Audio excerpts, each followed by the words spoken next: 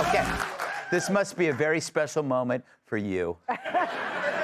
Good evening, everyone. So, the porn industry has launched a $100,000 ad campaign in support of Kamala Harris. Makes sense. They're both known for sucking.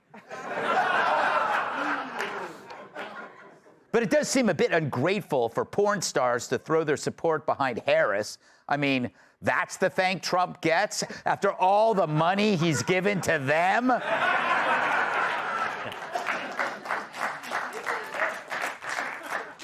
The FBI thwarted an Election Day terror attack plot in the name of ISIS. Evidently, their destructive plan was to vote for Kamala Harris. Harris appeared on Stephen Colbert's show, where the host asked if she'd drink a Miller High Life with him. Normally, when she sits down with a cold one, it's Joe Biden.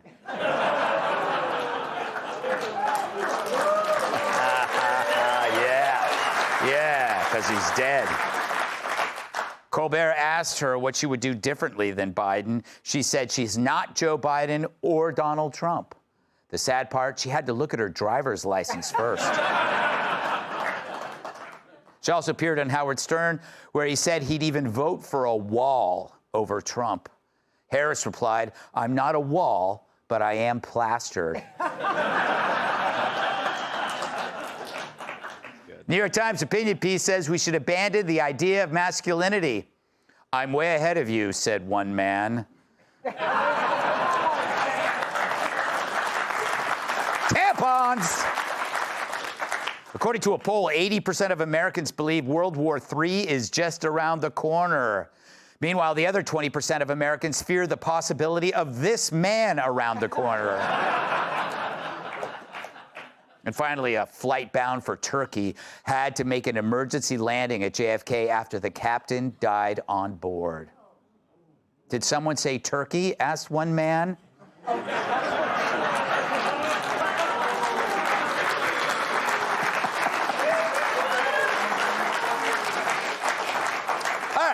So the New York Times now claims that even this new so-called positive masculinity of progressive men sucks too. The article is written by a feminist named Ruth Whipman. Perfect name if you ask me. I guess Sarah Ballcrusher was taken. So we can forget toxic masculinity. Now even positive masculinity is the problem. Quote, "After the cartoon supervillainy of Donald Trump and the smarmy misogyny of J.D. Vance, the positive masculinity of Waltz and his ilk is a joyful relief. But for the next generation of boys, we might do better to ditch the masculinity rhetoric altogether." I know. She adds that the idea that boys must use masculinity as a constant reference point for their own value is harmful to them and others. Whatever, lady. But look, what do you expect from the mindset that thinks women can sport a 5 o'clock shadow, but then mock women who want to be good wives and mothers? They can no longer define a woman, so what the hell do they know about men? Sadly, the left's only real masculinity these days is coming from their admirals.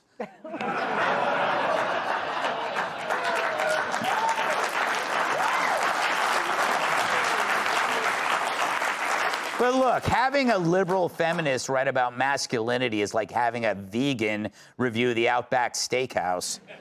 She'll make everyone in the place miserable, and you can't trust her with a knife.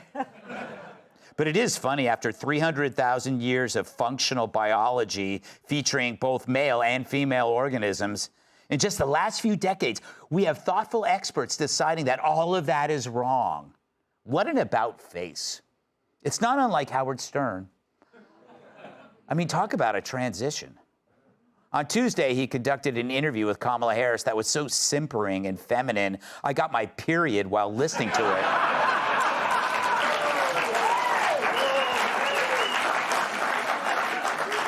You should hear what keeps him up at night. This is what keeps me up at night. I don't understand how my fellow Americans, I don't even understand how this election is close. And yes, I'm voting for you, but I would also vote for that wall over there. Well, he's half right. We do need a wall. You know, to keep out gang members, fentanyl dealers, human traffickers, and Anna Navarro. What's funny, though, is that Stern actually thought that was a compliment. Stern has become such a wussified sycophant, he doesn't realize that telling Kamala that he'd vote for a wall is telling her that he knows she's as dumb as one.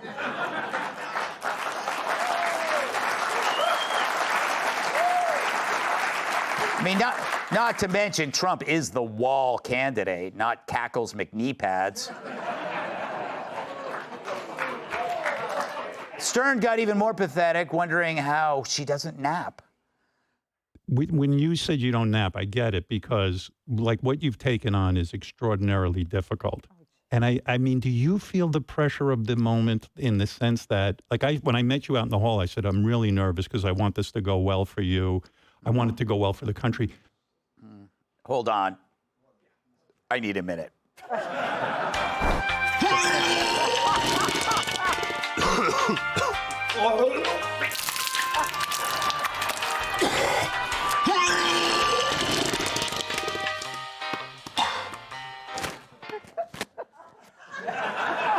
right, we're back. Now remember, Stern used to throw bologna slices at strippers' butts. With accuracy, I might add. Now he's worried the possible leader of the free world can't handle his verbal foot rub. I wonder if he used to get this nervous for the strippers before he'd spank them on their bare asses with a dead fish. Here's Stern on anyone daring to poke a little fun at Kamala. Even when I watch them on Saturday Night Live with the where they have Maya Rudolph playing you, I hate it.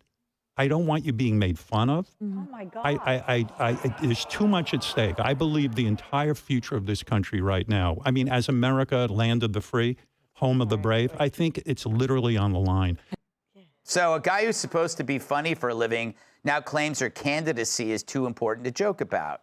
This is a guy who once joked right after the Columbine massacre that the killers should have raped the students before killing them. Not that I like that Stern, but this pendulum swing from saying the most tasteless thing in the universe to putting your balls in a Tic Tac container. You gotta wonder what's going on here. It's striking that the king of the most misogynistic humor ever now turns into a breathless over a progressive, hopelessly shallow candidate.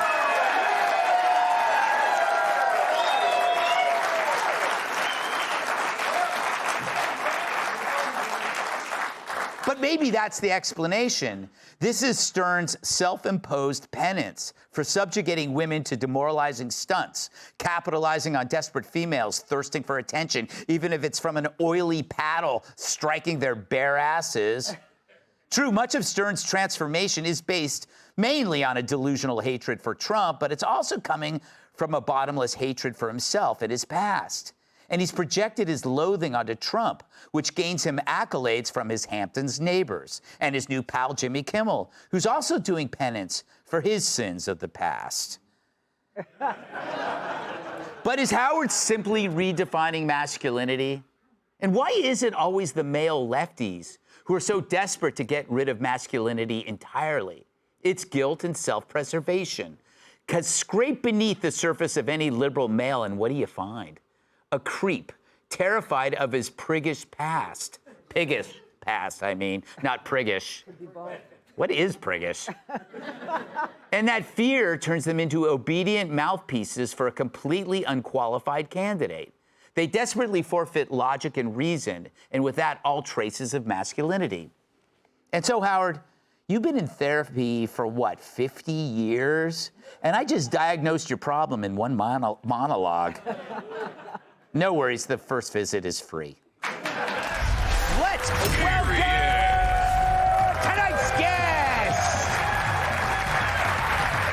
This locker room reporter has seen more junk than Sanford and Son. Host of the Michelle Tafoya podcast, Michelle Tafoya. A chef named Gruel is like a doctor named Malpractice. Chef and restaurateur Andrew Gruel. He looks like a guy with a UTI. Comedian Adam Hunter. She eats from a ladle and just bought a cradle. New York Times bestselling author and Fox News contributor Kat Timpf.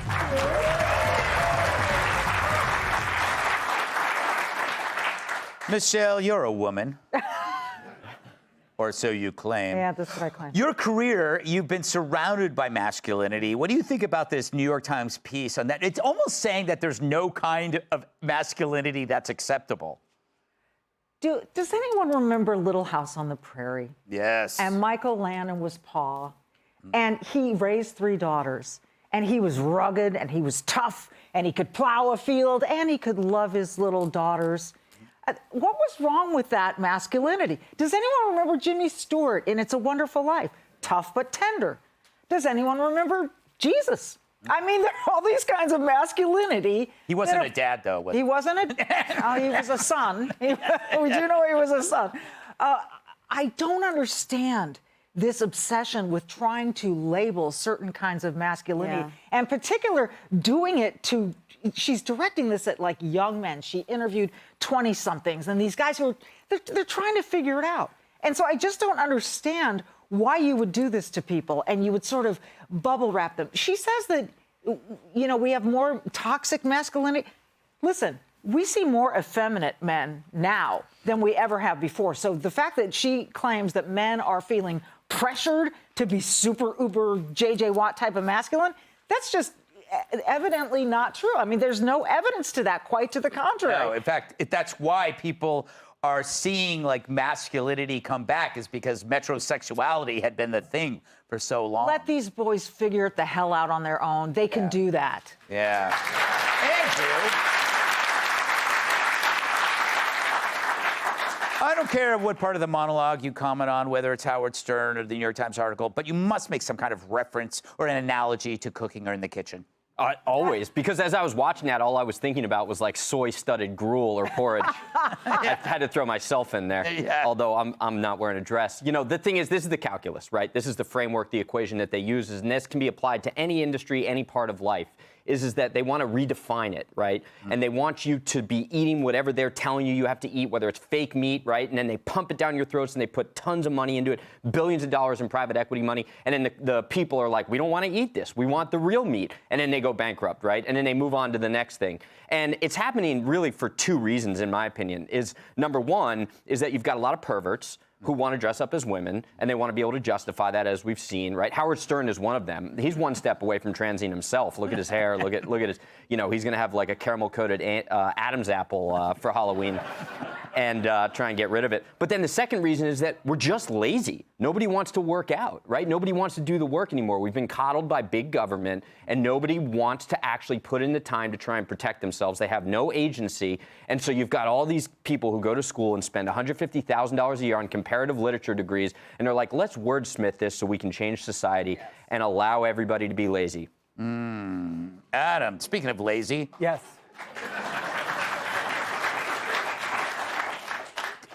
I honestly do not know who listens to Howard Stern anymore, but Kamala went on that show because men listen to him. I don't know what happened to Howard Stern. I mean, the guy's got less balls than the Hezbollah Beeper Club, you know? But, like, you would think that, like, at least he would ask questions. They didn't ask him, I mean, they didn't ask her anything. I mean, she didn't even talk about how she actually was for transgender surgery for illegal immigrants in prison, and which, by the way, would be a great reality show. You know, like, Locked Up used to be abroad. But he did ask her, he said, you know, if Trump wins, will you leave the country? And, you know, she already has the accents down. Yes. And if she goes to Mexico, she could high-five people on the way in. You know, she could just... But, I mean, at least ask her something. Even, like, clarify the lies. Like, I want to know if she worked at McDonald's. Like, if she did lie about working at McDonald's, they should name a burger after her called the McFib.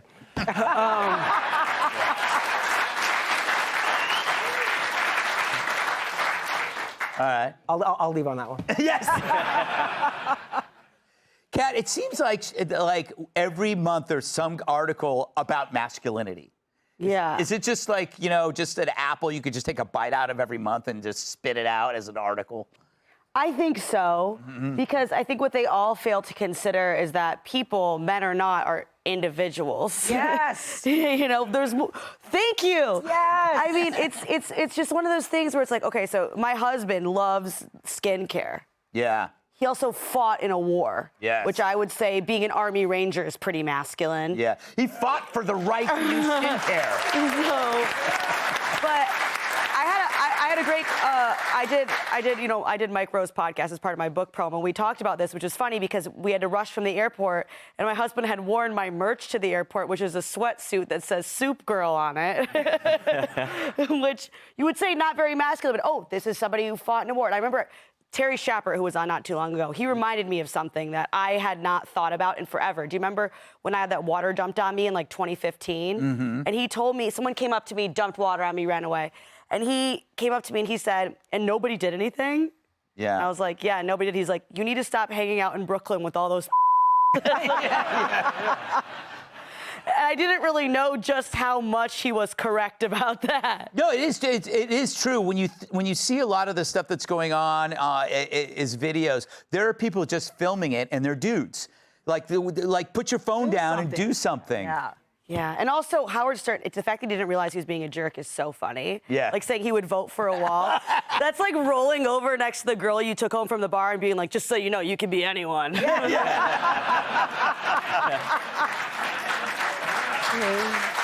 true. It's All right. Up next is Kamala's spouse, a hellish louse. Nice. Funny. If you'll be in the New York area and would like tickets to see Gutfeld, go to foxnews.com/Gutfeld and click on the link to join our studio audience. Click here to subscribe to the Fox News YouTube page to catch our hottest interviews and most compelling analysis. You won't get it anywhere else.